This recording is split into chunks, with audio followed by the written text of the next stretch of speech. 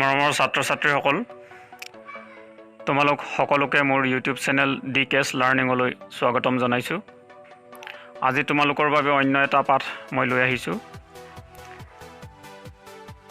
ছানবীম English reader 3 lesson number 1 the prince of Pani Dihing, এই পাঠটোৰ ওপৰত আজি আলোচনা আগবঢ়াম। আলোচনাৰ মাজলৈ যোৱাৰ আগতে তোমালোকৰ পাঠ্যপুথিখনৰ লগতে তোমালোকে পঢ়িব লগা পাঠসমূহৰ বিষয়ে তোমালোকক মই অৱগত কৰিব বিচাৰিছোঁ। তেতিয়াহ'লে প্ৰথমে আমি আমাৰ পাঠ্যপুথিখন আৰু লেসনসমূহৰ বিষয়ে জানি লওঁ। এইখন হৈছে তোমালোকৰ ইংৰাজী বিষয়ৰ পাঠ্যপুথি ছানবীম ইংলিছ ৰিডাৰ 3। এই পুথিখনত সৰ্বমুঠ 8টাকৈ লেসন তোমালোকৰ বাবে দিয়া হৈছে।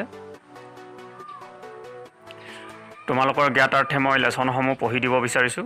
Lesson number 1 the prince of Pani Dihing, lesson number 2 my native land, lesson number 3 explore India quiz time, lesson number 4 ডক্সুৰী learns about the panchayat, lesson number 5 Louis Pasteur, lesson number 6 a new day a new way, lesson number 7 sympathy, lesson number 8 Chandraprabha Saikiani passages for listening read for pleasure. ছাত্ৰ ছাত্ৰীসকল, তোমালোকে এই সৰ্বমুঠ 8টা পাঠ অধ্যয়ন কৰিব লাগিব। তাৰে প্ৰথমটো পাঠ the prince of Pani Dihing, ইয়াৰ ওপৰত আমি আজি আলোচনা আগবঢ়াম। তেতিয়াহ'লে আমি পাঠটোৰ মাজলৈ আগবাঢ়োঁ। The prince of Pani Dihing, পানী দিহিঙৰ ৰাজকুঁৱৰ। You all know what happens when it rains heavily during the monsoon season and floods come. বাৰিষা কালত ধাৰাসাৰ বৰষুণ দিয়াৰ ফলত যেতিয়া বানপানীৰ সৃষ্টি হয়, বানপানীৰ সময়ত জনসাধাৰণে কেনেকুৱা সমস্যাৰ সন্মুখীন হ'ব লগা হয় এই বিষয়ে তোমালোক সকলোৱে জানা। In groups note down 5 problems brought by floods. তোমালোকে গোটত ভাগ হৈ বানপানীয়ে সৃষ্টি কৰা 5টা সমস্যাৰ বিষয়ে লিখা। And 5 things we should do to save ourselves. আৰু আমি নিজকে কেনেদৰে ৰক্ষা কৰিব পাৰোঁ সেই বিষয়ে 5টা উপায় উল্লেখ কৰা। Then share your points with the rest of the class. তাৰ পাছত তোমালোকে লিখা কথাখিনি শ্ৰেণীটোৰ অন্যান্য ছাত্ৰ ছাত্ৰীসকলৰ লগত বিনিময় কৰা। Here is a story of a flood in a rural area called Chitalia and how people responded to it. এই পাঠটোত চিতলীয়া নামৰ গ্ৰামাঞ্চলৰ জনসাধাৰণে বানপানীৰ সময়ত কেনেধৰণৰ সমস্যাৰ সন্মুখীন হৈছিল আৰু সেই সমস্যাৰ লগত তেওঁলোকে কেনেদৰে মোকাবিলা কৰিছিল এই বিষয়ে উল্লেখ কৰা হৈছে। আফটাৰ ইউ ফিনিছ ৰিডিং, এই পাঠটো পঢ়াৰ পাছত compare your answers with the story. তুমি লিখা কথাখিনি এই কাহিনীটোৰ লগত মিলাই চোৱা। হাউ মেনি থিংছ ৱেৰ চিমিলাৰ। তুমি লিখা কথাখিনিৰ এই কাহিনীটোৰ লগত কিমান মিল আছে। ছাত্ৰ ছাত্ৰীসকল, আমি সকলোৱেই কম বেছি পৰিমাণে বান সমস্যাটোৰ লগত জড়িত। আমি সকলোৱে বানপানী দেখিছোঁ। বানপানীৰ সময়ত জনসাধাৰণৰ অৱস্থা পানীত হাঁহ নচৰা ধৰণৰ হয়। বিভিন্নজনে বিভিন্ন সমস্যাৰ লগত যুঁজ দিব লগা হয়। অন্ন বস্ত্ৰ বাসস্থানৰ সমস্যাই দেখা দিয়ে। তাৰ লগতে বানপানীৰ ফলত জনসাধাৰণ বিভিন্ন ৰোগত আক্ৰান্ত হ'বলগীয়া হয়। এনেদৰে বিভিন্নজনে বিভিন্ন সমস্যাৰ সৈতে যুঁজ দি জীয়াই থাকিব লগা হয়। It rained heavily all week. গোটেই সপ্তাহ ধাৰাসাৰ বৰষুণ দিছিল। The swelling water of the Brahmaputra continued rising. ব্ৰহ্মপুত্ৰ নদীৰ ওফন্দি উঠা পানী ক্ৰমান্বয়ে বাঢ়িব ধৰিছিল। Panic gripped Chitalia and its neighbouring villages. চিতলীয়াৰ লগতে ইয়াৰ দাঁতিকাষৰীয়া গাঁওসমূহত আতংকই বিৰাজ কৰিছিল। Khagen's own village Borgaon was not far from there. খগেনৰ নিজা গাঁও বৰগাঁও সেই ঠাইৰ পৰা বেছি দূৰত নাছিল।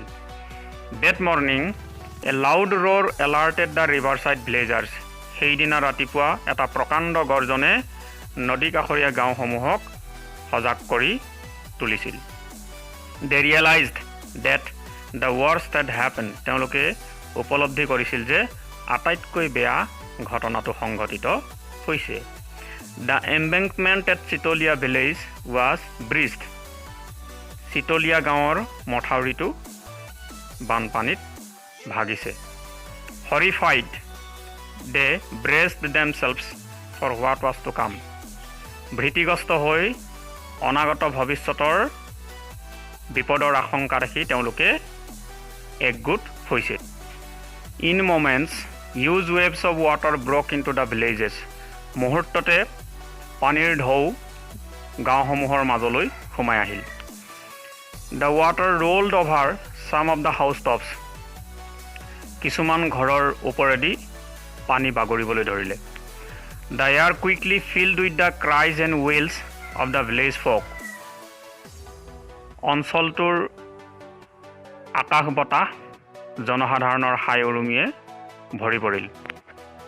হাডেলড on the roof tops of the চাংঘৰ্ছ and the mad বিল'য়িং of the livestock being swept away, ঠেলা হেঁচা কৰি তেওঁলোকৰ কিছুমানে চাংঘৰৰ মূধচৰ ওপৰত উঠিলগৈ আৰু পোহনীয়া জীৱ জন্তুবিলাক বানপানীয়ে উটুৱাই নিয়াৰ দৃশ্য দেখি তেওঁলোক আৰ্তনাদ কৰি উঠিল। Khagen, a young man of 17, quickly grasped the seriousness of the situation and চুৱাং ইন টু একশ্যন, 17 বছৰীয়া এটা ল'ৰা খগেন, তেওঁ ঘটনাটোৰ গুৰুত্ব উপলব্ধি কৰি তৎক্ষণাত তেওঁ কামত জঁপিয়াই পৰিল।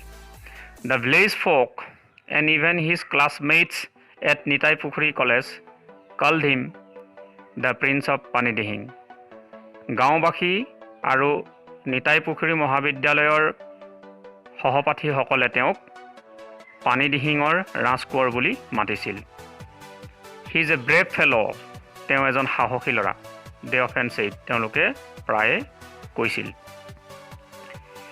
ৰমেন হাৰি আপ, ৰমেন সোনকাল কৰা। Khagen shouted to his friend, খগেনে তেওঁৰ বন্ধুক চিঞৰিলে। There's no' time to lose, অপচয় কৰিবৰ বাবে আমাৰ ওচৰত সময় নাই। Get hold of the others, অন্যান্যসকলক ধৰা। ৱেৰ আৰ ডম্বৰু ধন এণ্ড আব্বাছ, ডম্বৰু ধন আৰু আব্বাছ ক'ত আছে। ৰমেন ৰেন টুৱাৰ্ডছ হিম, ৰমেনে খগেনৰ ওচৰলৈ দৌৰিল। ইউ ন', তুমি জানানে। কাটিং হিম শ্বৰ্ট, তেওঁক ক'ব নিদি খগেন ছেইড, খগেনে ক'লে। উই নিড এ ফিউ ৰাফ্ছ অফ বানানা ট্ৰাংকছ, আমাক কলৰ ভোৰ কেইখনমান প্ৰয়োজন হ'ব। আইল ব্ৰিং এলং মাই ফাদাৰ্ছ ব'ট, মই মোৰ দেউতাৰ নাওখন লগত আনিম। উই মাষ্ট ৰাছ টু চিতলীয়া, আমি চিতলীয়ালৈ দৌৰিব লাগিব। In no' time 5 rafts were ready, each one steered with long poles by 2 boys, মুহূৰ্ততে 5খন কলৰ ভোৰ প্ৰস্তুত কৰা হ'ল আৰু প্ৰতিখন ভোৰ এডাল দীঘল মাৰিৰে 2জন ল'ৰাই চলাব ধৰিলে। The fleet of rafts with Khagen's boat in the lead now rushed towards Chitalia, খগেনৰ নেতৃত্বত কলৰ ভোৰ কেইখন চিতলীয়াৰ অভিমুখে আগুৱাই যাব ধৰিলে। The marooned had to be rescued in no' time, শীঘ্ৰেই দুৰ্গতসকলক উদ্ধাৰ কৰিব লাগে। By the time the people of Sitolia had been evacuated to the high grounds of the school building, ইতিমধ্যে চিতলীয়া অঞ্চলৰ জনসাধাৰণক বিদ্যালয় গৃহৰ ওখ ঠাইলৈ স্থানান্তৰ কৰা হৈছিল। Khagen and his friends were exhausted, Khagen আৰু তেওঁৰ বন্ধুসকলে ৰেহাই পাইছিল। But there remained the work of making arrangements of food and water for the men, women and children sheltered in the school building, কিন্তু বানাক্ৰান্তসকলৰ কাৰণে আহাৰ আৰু পানীৰ যোগান দিব লগা বাকী আছিল। The civil authorities at Dimow also' had to be informed immediately. ডিমৌৰ চৰকাৰী কৰ্তৃপক্ষক তৎমুহূৰ্তত জনাব লগা আছিল। ছাত্ৰ ছাত্ৰীসকল, আজিলৈ আমাৰ পাঠ ইমানতে সামৰিব বিচাৰিছোঁ। ইয়াৰ পৰৱৰ্তী পাঠ তোমালোকলৈ ইয়াৰ পাছৰ ভিডিঅ'ত মই লৈ আহিবলৈ যত্ন কৰিম। ধন্যবাদ। তোমালোকৰ দিনটো শুভ হওক।